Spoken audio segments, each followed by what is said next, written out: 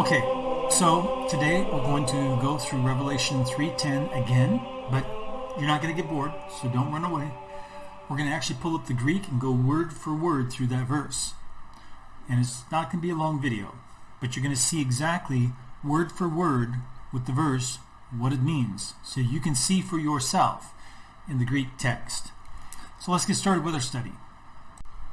So the first thing we're going to do is read through just the verses around this in the King James so you can get a context for it. Here we go. And to the angel of the church in Philadelphia, write.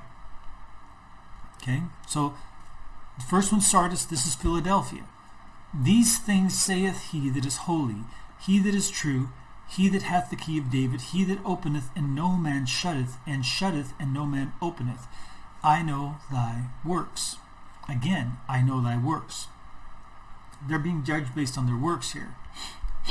I know thy works. Behold, I have set before thee an open door, and no man can shut it. For thou hast a little strength, and hast kept my word, and hast not denied my name. Behold, I will make them of the synagogue of Satan, which say they are Jews and are not, but do lie. Behold, I will make them to come and worship before thy feet, and to know that I have loved thee.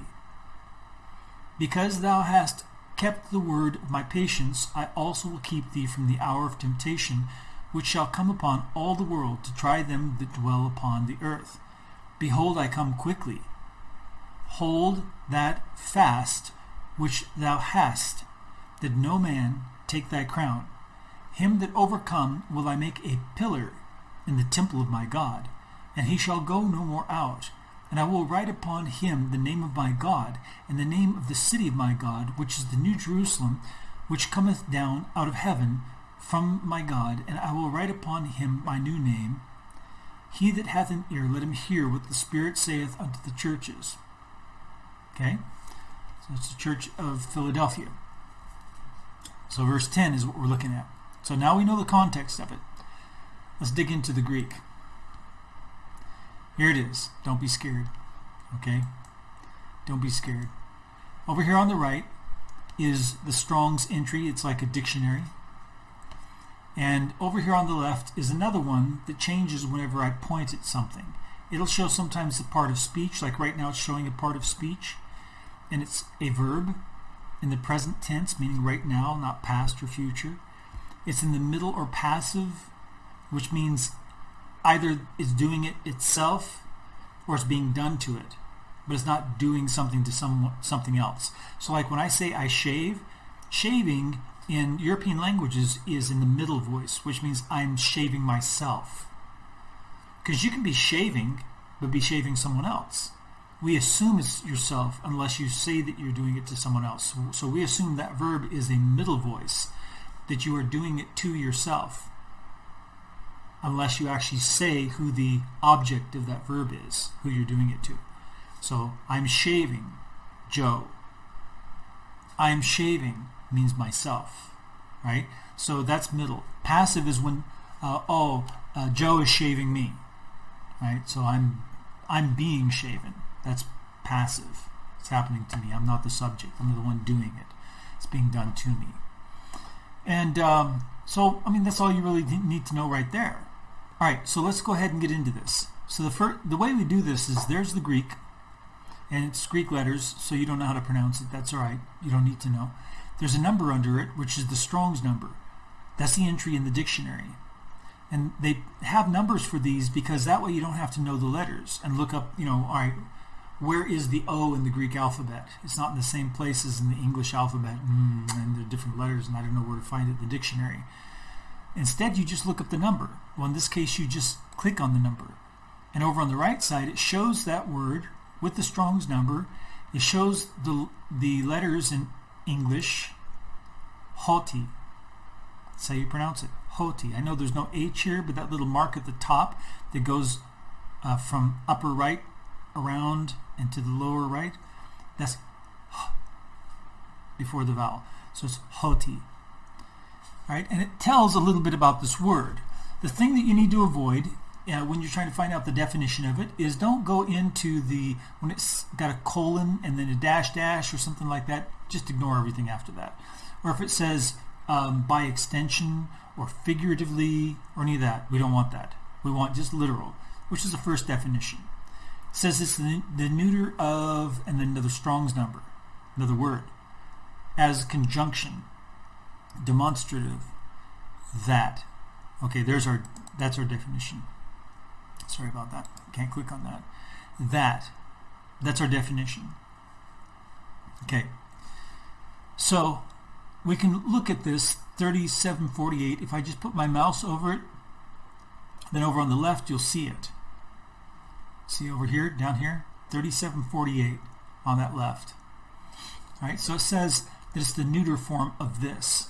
And this, I lost it, 3748, it says that is including the feminine. So that's masculine and feminine. And then it says the neuter is this. Okay? So we don't need all that on this word. This word is that. It can sometimes be translated because. So it depends. But most of the time you need to translate it as that. Okay? So then we got the next word. But let's check our King James out. Because. It says right there. Because. Okay, so they translated it because. So sometimes we use that in English in a way like because. That you have done this, I will do that. See? That's how they're using it here. All right, so this next word, you don't have to know how to pronounce that. Just point at this. You've got the entry in the dictionary. Now, the difficult thing is that this is a verb. And so we need to know what the grammar is for the verb. So that's down here. We point at that, and it shows in the lower left. Verb, aorist, active. You're like, aorist, what? What is all this stuff? You don't need to know, right? I'm going to tell you. So aorist is it's a timeless tense. And we have it in English. I eat. Does that mean now? Does that mean yesterday or tomorrow?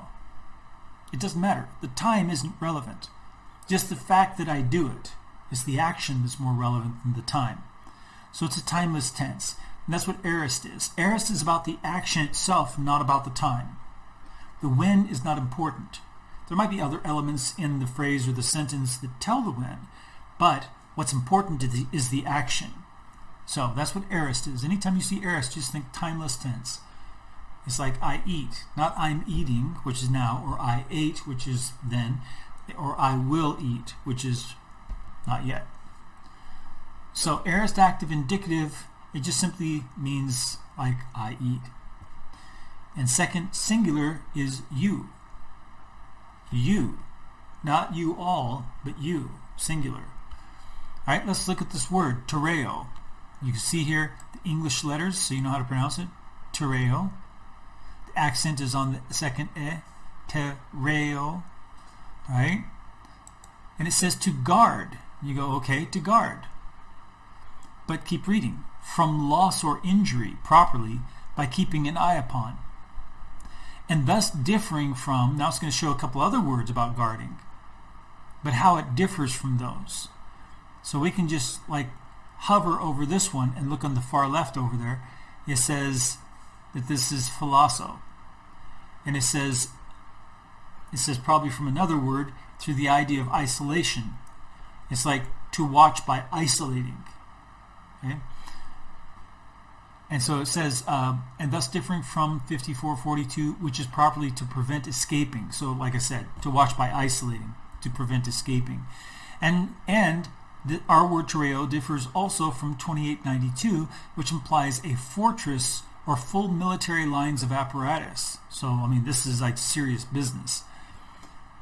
All right, so we know that this means to guard from loss or injury by keeping an eye upon. Let's see what King James did with it. And this is you. You keep because, or that you keep, that you guard from loss or injury by keeping an eye upon. Okay, this says, because you have kept. Kept isn't enough. Kept is doesn't have enough information in it. It's not specific enough. And they say because you have, which is past, and it's without respect of time. So they botched this one. And hence that's why it's used for a defense of a heretical view. Let's go ahead and keep going. They say here, because you have kept the word of my patience. Let's look at that phrase and see what that says. All right, so we have that you guard from injury, loss or injury, by keeping an eye upon. This is the, you can see, there's the, it's just the article, the.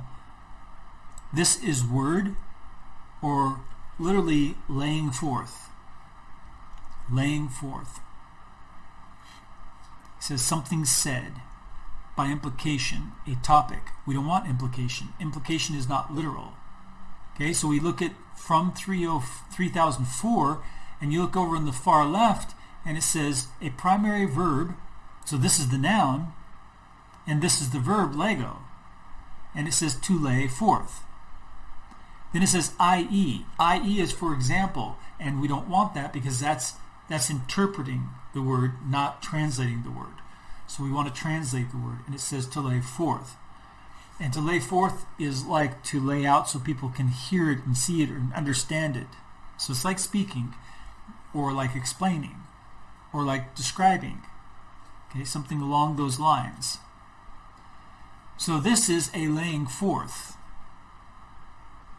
A laying forth of a word, for example, or the word, because it's the laying forth in word, for example. Right? That's how I might translate it. The laying forth in word. So that you guard from loss or injury by keeping an eye upon the laying forth in word. And then we got to get to this. This is another article, same article but different form, the. But if you look down here at the grammar, it's genitive, which means of, or possessive. It could be from. It could be of or from. I'm sorry, the possessive is of. But of or from. Genitive can be translated either way. So, like the laying forth of a word of, the, and this says cheerful endurance. But if we look at it, the where it's from, we see it's this is, if you see hupomone, right? But if you look at where it's from, it's hupomeno. Okay, hupomeno, and that's a verb. Hupomone is a noun. Okay, so that's the noun, and this is the verb. So the noun should sound like the verb, just in noun form. So this says to stay under, because it's from hupo, which means under, or the fuller meaning of it is humbly under, like to the end of it, or to the other side. And then meno is like to remain, to stay. So to stay humbly under, right?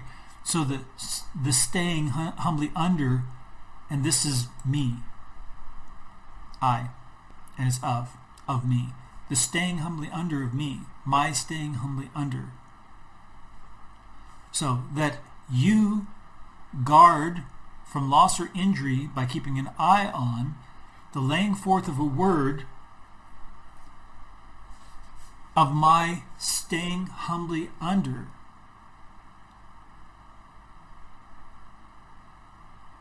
Okay? Of my staying humbly under, of Christ's humility, not patience. There's patience involved, but that's not the key thing. Hupo is the key thing. Is staying humbly under. It's the humility that gets you there, and the mene that keeps you there. But you got to get there first. So the staying humbly under. So it's Christ's faithful humility in word.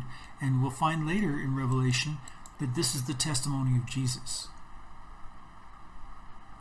His faithful humility. That captures his obedience to the Father. He says, I don't speak anything that I don't hear. I don't speak anything that I don't hear. Everything you hear out of my mouth is spoken from what I've heard from the Father. Because he keeps himself humble under all the way through. He's saying, because you guard from loss or injury this message with an eye, keeping an eye upon it. And it means to keep it from, to guard it from loss or injury by you too, by neglect. That you keep that in mind, keep that in your heart, keep it in focus, and you're doing it yourself. Remaining humbly under all the way. Doing only what you hear the Father say. Speaking what the Father says to speak.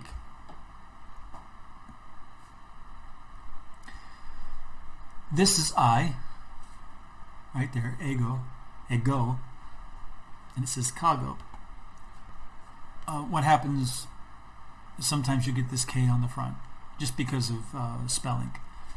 So I, and then this is you, but it's the accusative. So this you is accusative, so it's the object. I am doing something to you. In this case, it's the same verb as this one up here.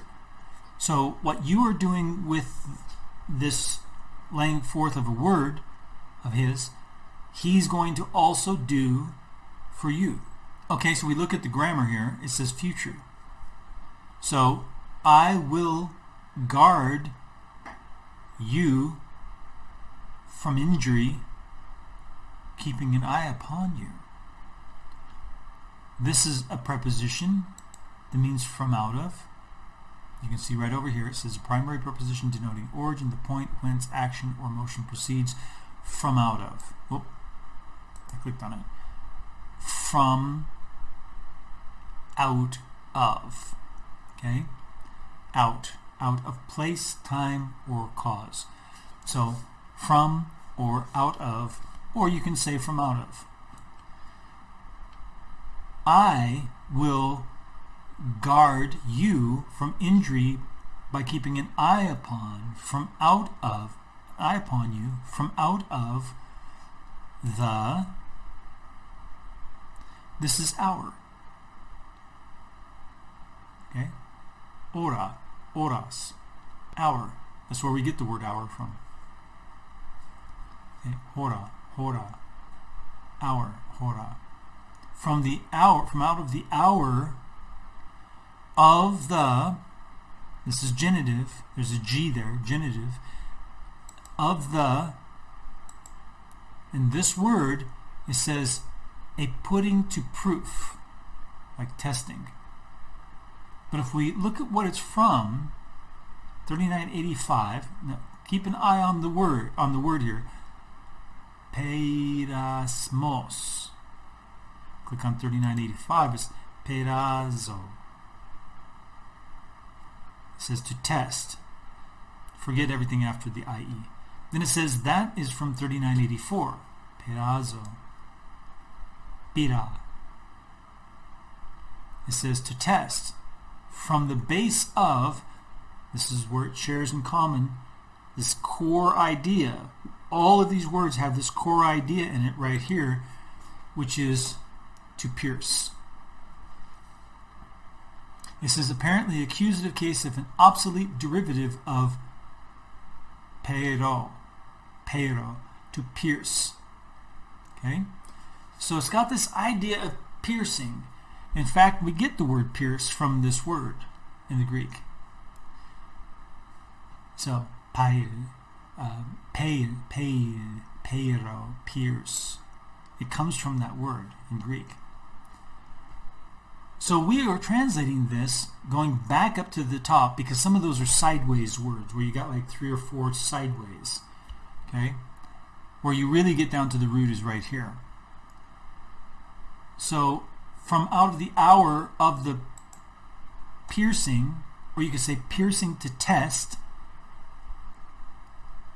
of the, this is the article again with the genitive, of the, and this is genitive also, though it looks like a verb.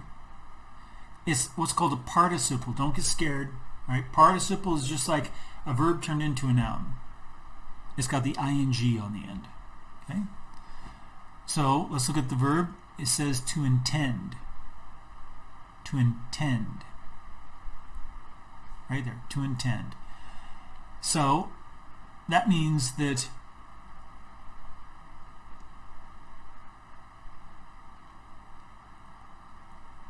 from the hour of the piercing, intending, and this is feminine, so it's not about the piercing, it's about the hour. The hour intending to come.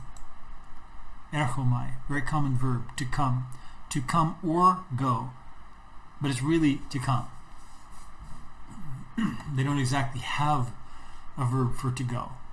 Erchomai is to come. Alright, so from out of the hour coming, the one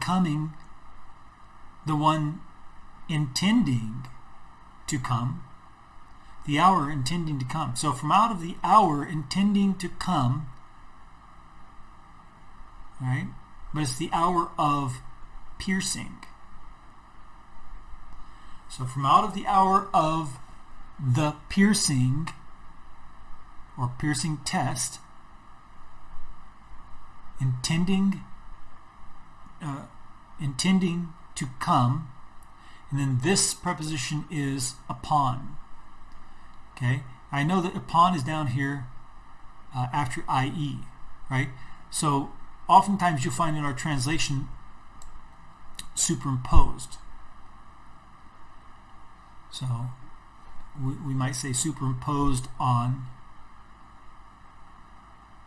or a super, or an, what do we say? Imposition? No, we don't say that. Superimposed upon, or superimposed on. And sometimes it's just upon. So in this case, there's not really a good one without using one of these down here, but we try to avoid that absolutely as a strict rule. So we'll use upon right now. Upon, and this is a singular feminine, the. And what is this word? It is a participle. It says feminine participle, present passive of this. They say land here, but when you dig down, you see it's different. 3611, now look at the word here so you remember and make sure that it's kind of similar. Oikomene. See that? Oikomene. This one is oikeo. So yeah, okay, that's kind of like that. Okay? This is to occupy a house. Okay? To occupy a house. If you go further, oikos, it means a dwelling, a place which is occupied, which is dwelt in. So if we go back up here, then it is the inhabited part of the earth. Everywhere that people dwell. It's the whole thing. Coming, intending to come upon, and this word is whole, like all. The whole inhabited,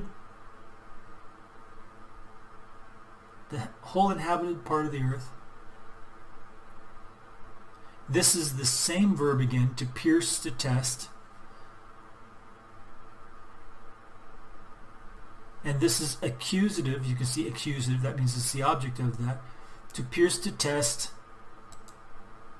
it's plural, those, and this is, again, oikeo, kata. Kata means accordingly. It can mean down, but very rarely. It's accordingly. So, those dwelling accordingly, here's upon again, the earth. Okay, tough, I know. All right, so from out of the hour of the piercing test, intending to come upon all the inhabited parts,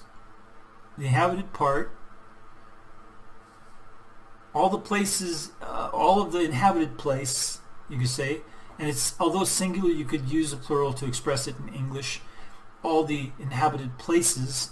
It's better to keep it in the same number, though. To pierce those dwelling accordingly upon the earth. Okay? So, that's the Greek. It's not so easy, right? I mean, if you don't know Greek, it's impossible. But if I walk you through it, it's not so easy, but you can see how it's worded in the Greek now. You understand. And when you look at the King James, it says, because thou hast kept the word of my patience, I also will keep thee from the hour of temptation, which shall come upon all the world. The world doesn't express that. It's the inhabited part of the world.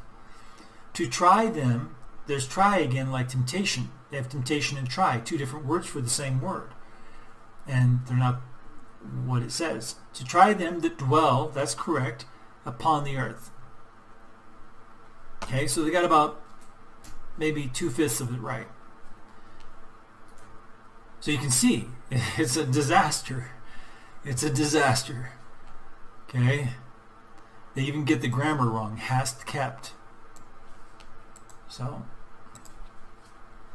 I hope you can understand now what's going on. It doesn't have the word for tribulation anywhere. I'll show you the word for tribulation. We can easily go to Matthew 24 and find that. Matthew 24, and we can just scan through the King James to find the tribulation.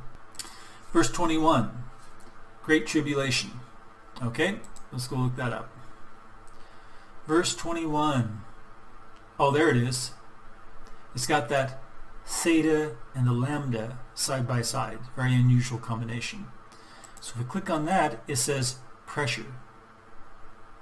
If you look down in here, in the figurative language is tribulation.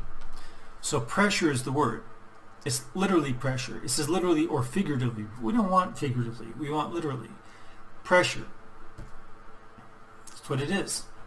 Thlipsis. Thlipsis is pressure. That's tribulation. That's what's translated as tribulation. So it really should be the great pressure.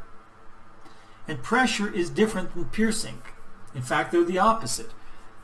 Because if you try to put pressure with a sharp object, you're going to puncture it. And you won't be able to put any more pressure on it. So its goal is to see how much pressure is required to puncture it. Whereas putting pressure on something for the sake of pressure, you have to use a blunt surface so you don't puncture it. Because as soon as you puncture it, you can't put pressure on it anymore. So if you want to put pressure on something and continue to put pressure on it, you have to use a blunt surface. And so this is pressure. And that's referring to a blunt surface being pushed against something. Not a sharp surface being pushed against it, because you'll puncture it. That's got a whole different purpose. The purpose isn't the pressure, the purpose is the puncturing. Whereas thlipsis, the purpose is the pressure, the pushing. So they're not the same. They're not the same. Alright, let's go back to our Revelation again. Now that you know that. Okay? So twice here, you got that word for piercing. So the pressure for piercing. See how much they can take before they're pierced. Whereas pressure is different. Okay? So this is not pressure. It's not the rapture. If it were rapture, tribulation. So this is pressure. It's not the tribulation. If it were tribulation, it would use thlipsis. But it's not using that. At the beginning of the book of Jacob, it uses this same word. So the other word that we covered in detail is tereo. And when God says he's going to do the same thing that you've done, he's going to do for you what you've done for the laying forth of a word of his remaining humbly under. He's going to do for you, guarding from injury by keeping an eye upon you from out of the hour. Doesn't mean he's taking you from out of the hour. He's watching you until you are out of the hour of the piercing. And that's going to come upon all of the inhabitants of the earth, including Christians. But God is going to protect you from injury from it. He's going to help you, in other words, to hold up under it so you're not pierced. That's what it means. These, because you have remained faithful in guarding from loss or injury, by keeping your eye upon the laying forth of a word of his remaining humbly through to the other side. Because you've done that, faithfully kept a guard on that, from loss or injury, watch carefully, he will do the same for you until you are out of that hour of piercing, so that you are not injured either by the piercing. You hold up under it. You're not pierced by it. You don't suffer loss or injury. That's what it's saying. Okay, so let's see what disciple Robert has to say about this verse in Revelation 3:10. It says here, Jesus himself warned the church later in his letters to us in Revelation. Jesus himself warned the church later in his letters to us in Revelation. It doesn't make any sense. Chapter 3, where he said, "Since you have kept my command to endure patiently, I will also keep you from the hour of trial that is going to come on the whole world to test the inhabitants of the earth." Well, we can see that this translation, wherever it comes from, no idea. He probably searched till he found one that was most compatible to deceive you into thinking there's a pre-trib rapture from this. Because it's not the King James, for sure. And it's a botched translation, as you yourself know, having seen the Greek. Okay, you know all the places where it's all messed up. Since you have kept, first off, it's not past tense. Second off, it's not kept. And my command's not in there. The word is, but command is not in there at all. That's a whole different word. Not even related to the word. To endure patiently. There, he's turning something into a verb. Right? And it's not a verb. And it's not about you enduring. It's about him enduring. It's his. It doesn't have anything about, well, he has my command. But the my isn't with command. The my is with the enduring patiently. You saw that. It's with it. Right after it. It's not even close to the word logos, if that's what he's translating command as, but it doesn't translate as command. So it's completely botched. This is not even in the Bible. What he's quoting here is not in the Bible. He may claim it's Revelation 3:10, but it's not. It's not there. What he's put here is not there. I will also, it doesn't say also at all. It doesn't say also at all. Keep you, it's not keep. Keep you from, because when you put keep from together, that's like taking them away from it so they don't go through it. It doesn't say that. I will guard you from injury with an eye upon. That means you have to go through it for him to do that. He's not going to be keeping an eye on you to keep you from injury if you're not in a place of injury. There's no reason for that. So clearly you're in a place where you could be injured, and he's going to prevent you from being injured by guarding you, keeping an eye on you. So this makes it as if you're going to be kept away from this hour of trial. No. You're going to be kept from injury until you're out of the trial. So there you go. It's a botched job.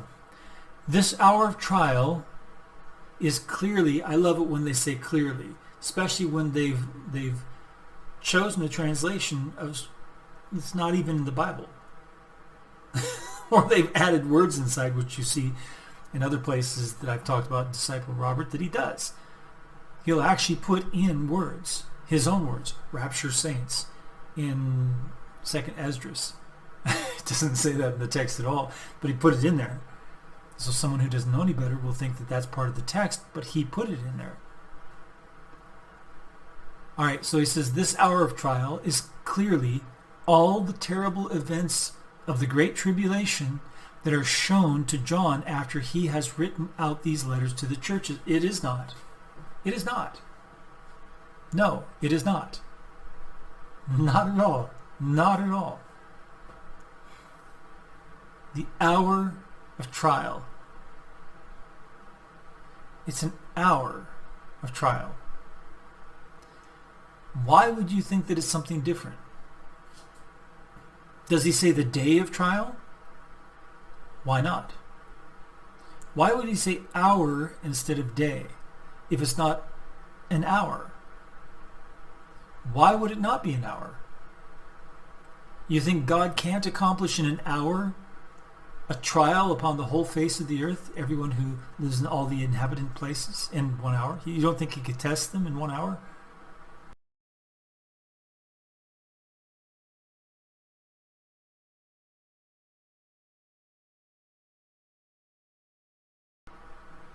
Maybe your God is unable to.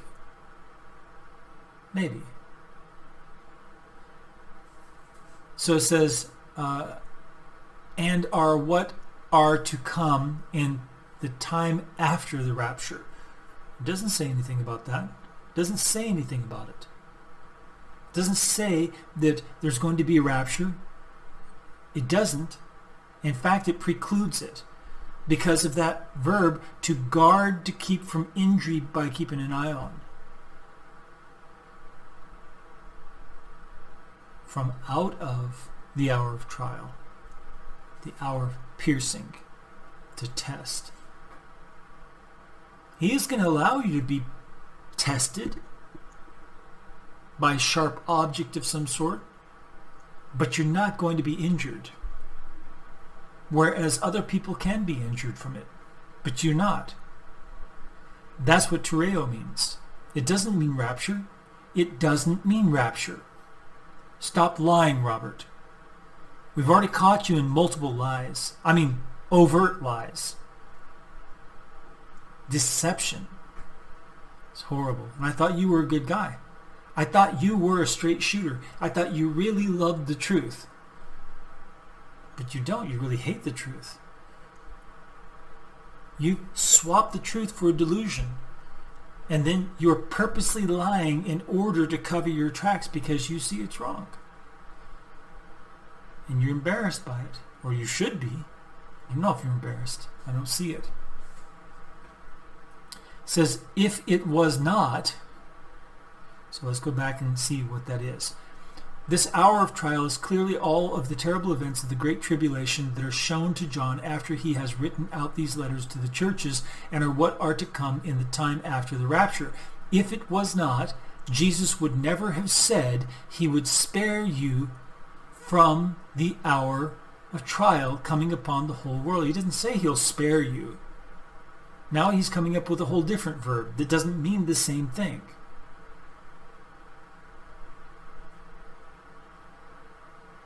He's moving even farther from tereo, the actual verb.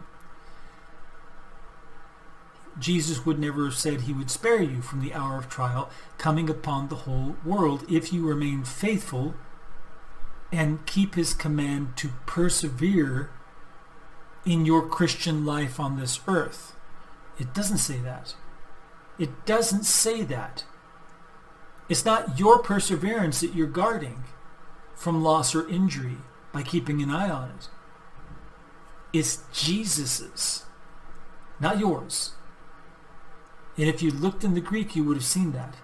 Maybe you would have seen it. Maybe you would have looked at it and just like ended up like you were blind or something. I don't know. It seems to be that way. Actually, what it seems to be like is you look, you see that you're wrong, you go, I can't have that there. Let's erase that out of there. Let's swap that out. Let's change that letter there so it's a whole different word. That's what you're like, Robert. I see it in this writing that you've made. Not exactly here, but in other places that we've already talked about, another place we're going to talk about. This text is something few want to understand because it disproves their beliefs, yet it is there from the Lord himself. No, what you've written is not from the Lord himself. What you've written is false. And I've just shown it with the beginning of this video. Now we know what is there because of the Greek. Now you know what is there because of the Greek, you who are watching this. And you know Robert is a liar now. You know he is. This text is something few want to understand. No, this text is what many don't want to understand, and they are all lunatics about pre-trib rapture. And they're moving like you have to adding it on to the requirements of being saved, onto the gospel. It's not part of the gospel. It is a heresy. The text is something few want to understand because it disproves their beliefs. He's just talking about himself. And the reason why he's saying this is because if someone then turns around and says, no, it's about you, then it makes the person who's saying, no, it's about you, sound childish. But in fact, that is the truth. Is that you don't want to own up to what it actually literally says in the Greek. The actual Bible. Not a translation. Because it disproves your beliefs. I just disproved it by taking them through the Greek, word for word. And yet it is there from the Lord himself.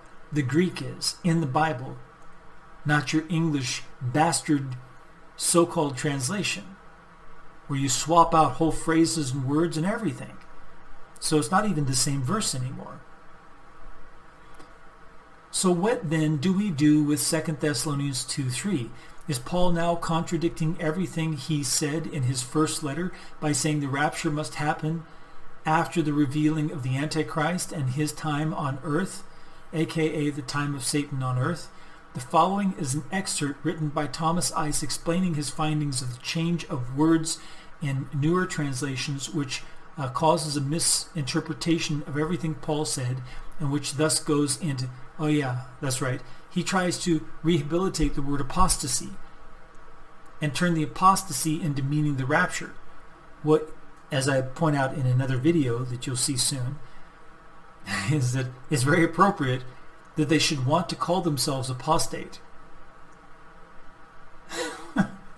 and use their unbiblical term rapture, that they've replaced the gathering of the saints with this word rapture, which is a single word to signify pre-tribulation gathering of the saints, and then identify that bastardized word rapture with the apostasy, so that they become the apostates. And at least for once they're telling the truth. They are the apostates.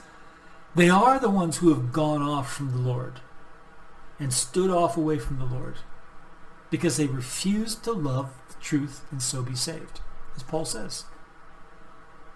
So go ahead, identify yourself with the apostates, with the apostasy.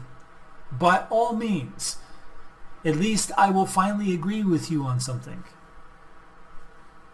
The rest of you stay faithful to the actual Bible And may the Lord bless you as you seek Him with all your heart.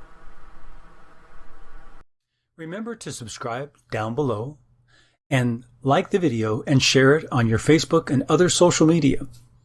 And then make a comment, whether a question or a comment. We read all of them, and we try to respond to all.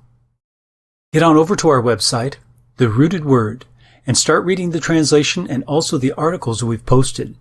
It's at therootedword.com, therootedword.com. And may the Lord bless you as you seek Him with all your heart.